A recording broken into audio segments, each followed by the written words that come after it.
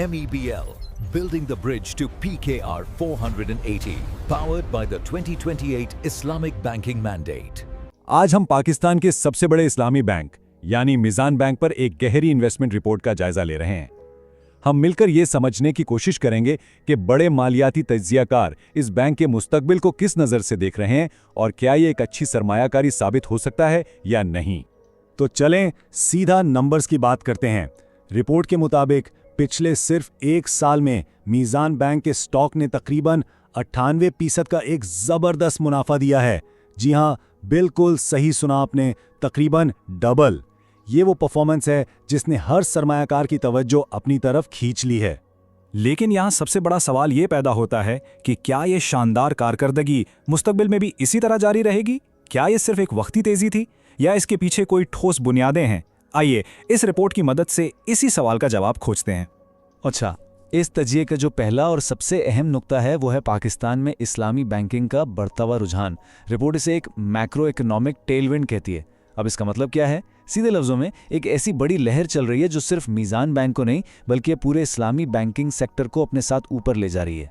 जैसा कि इस चार्ट में नजर आ रहा है, इस्लामिक बैंकिंग अब कोई छोटा मोटा शोबा नहीं रहा।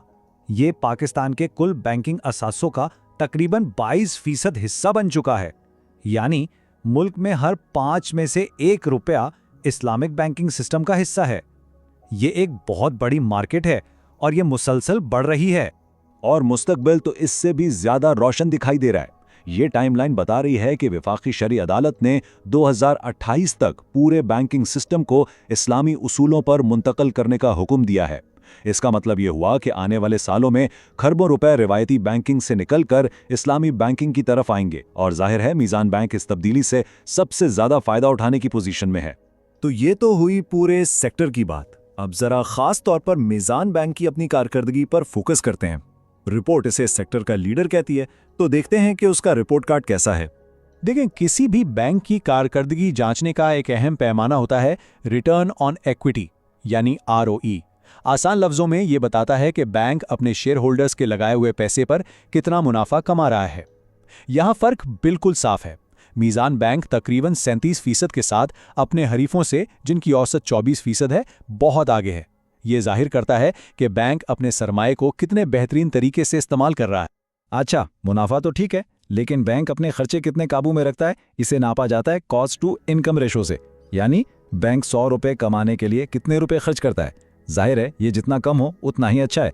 तो मीज़ान बैंक सिर्फ 26 रुपये खर्च करके 100 रुपये कमाता है, जबकि दूसरे बैंक 35 से 40 रुपये खर्च कर देते हैं। ये बैंक के बेहतरीन इंतजामी कंट्रोल को जाहिर करता है।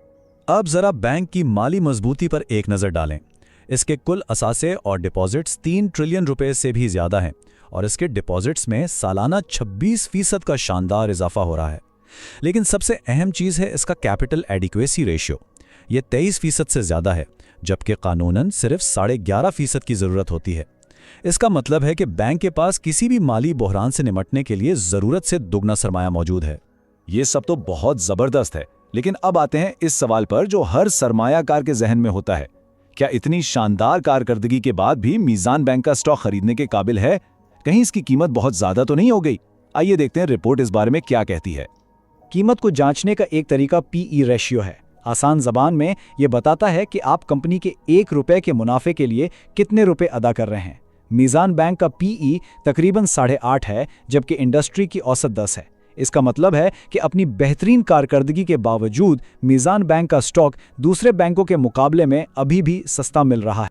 और रिपोर्ट इस नुक्ते पर एक बहुत अहम बात कहती है। वो कहती है कि अगरचे इसका प्राइस टू बुक रेशियो थोड़ा ज्यादा है, लेकिन ये इसके शानदार ROE यानी मुनाफा कमाने की सलाहियत की वजह से बिल्कुल जायज़ है। मतलब आप ज्यादा कीमत इसलिए अदा कर रहे हैं क्योंकि ये बैंक आपके पैसे पर ज्यादा मुनाफा कमा के दे रहा है। लेकिन ठहरिए, हर कहानी के 2 रुख होते हैं। एक अच्छा तज्जिया वो है जो मुमकिन खतरात को भी सामने रखे। तो आइए देखते हैं कि रिपोर्ट किन रिस्क की निशानदही करती है। तो रिपोर्ट के मुताबिक कुछ चीजें हैं जिन पर नजर रखनी होगी। पहला, पाकिस्तान का उमूमी माशी और सियासी माहौल।